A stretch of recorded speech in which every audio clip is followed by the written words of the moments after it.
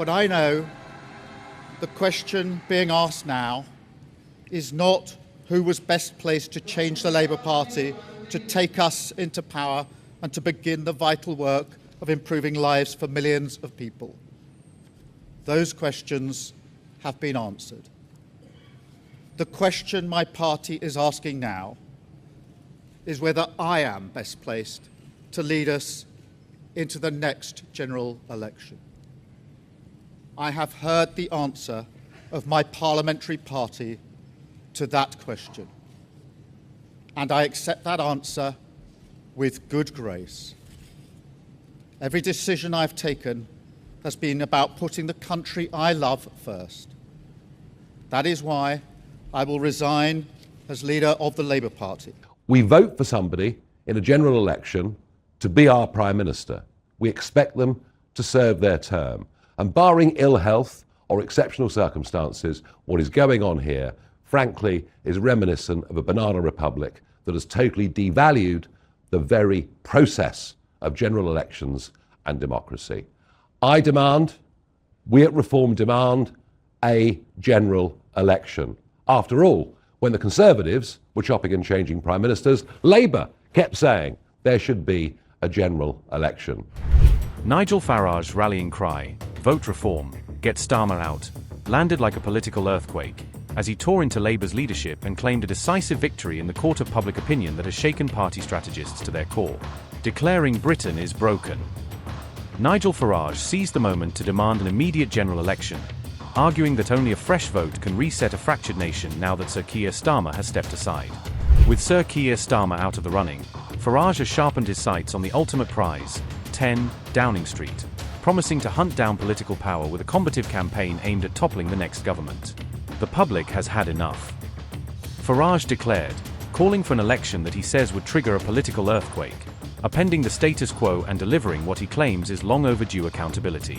Reform UK has joined the chorus, demanding a snap election to break what it calls the 6 Prime Ministers in 7 years madness, arguing that only a fresh mandate can restore stability and put an end to chronic political turmoil.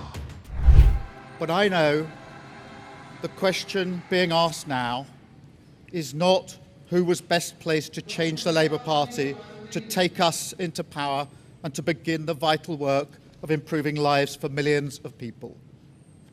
Those questions have been answered. The question my party is asking now is whether I am best placed to lead us into the next general election. I have heard the answer of my parliamentary party to that question, and I accept that answer with good grace. Every decision I've taken has been about putting the country I love first. That is why I will resign as leader of the Labour Party. I have spoken to His Majesty the King this morning to inform him of my decision.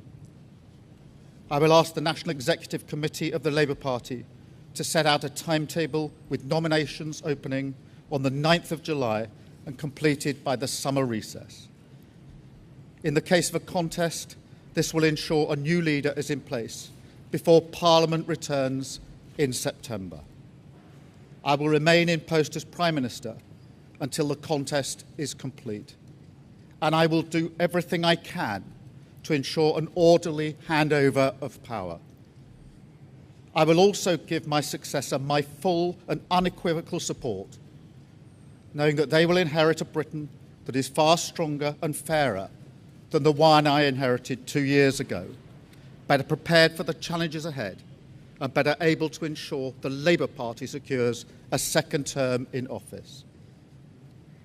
I want to thank all of those friends and colleagues who have been at my side for these past 6 years or so, for their incredible commitment, service and support. I want to thank the brilliant Number 10 staff and our country's extraordinary civil service who dedicate their lives to public service. And when I leave the biggest job in the country, I shall spend more time on the most important job, being the best husband I can to my fantastic wife, Vic, who has been a rock by my side through good times and bad, and being the best dad I can to my beautiful children, who are my pride and my joy.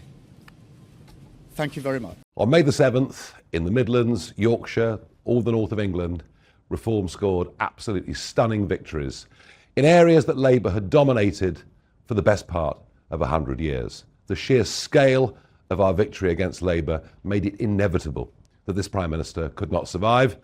And because of that, Burnham steps forward and wins quite convincingly the Makerfield by-election, ironically with the same message that we had in the local elections. Ours was vote reform, get Starmer out. His was vote Burnham, get Starmer out. Unbelievably, we're about to have our 6th Prime Minister in 7 years.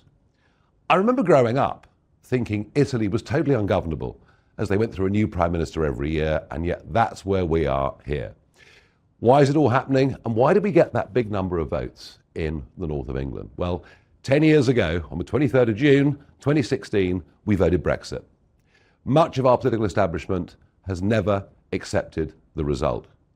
And even those that reluctantly did, namely the Conservative Party, refused to implement what voters demanded, namely lower levels of immigration and more freedom for our sole traders and small businesses. They were just two of the benefits we could have taken having got back self-governance. Under Starmer, the Labour Party has moved much closer back to the European Union, and if Mr Burnham wins, they'll go closer still, which means Labour voters and the Labour Party are completely divided on this issue. But the bigger point today is that of a mandate, is that of legitimacy. I've no idea whether there'll be a contest or a coronation, but what I do know is the British public have simply had enough of political parties chopping and changing their leaders at will. We vote for somebody in a general election to be our Prime Minister. We expect them to serve their term. And barring ill health or exceptional circumstances, what is going on here, frankly, is reminiscent of a banana republic that has totally devalued the very process of general elections and democracy. I demand, we at Reform demand, a general election. After all, when the Conservatives were chopping and changing Prime Ministers, Labour kept saying there should be a general election.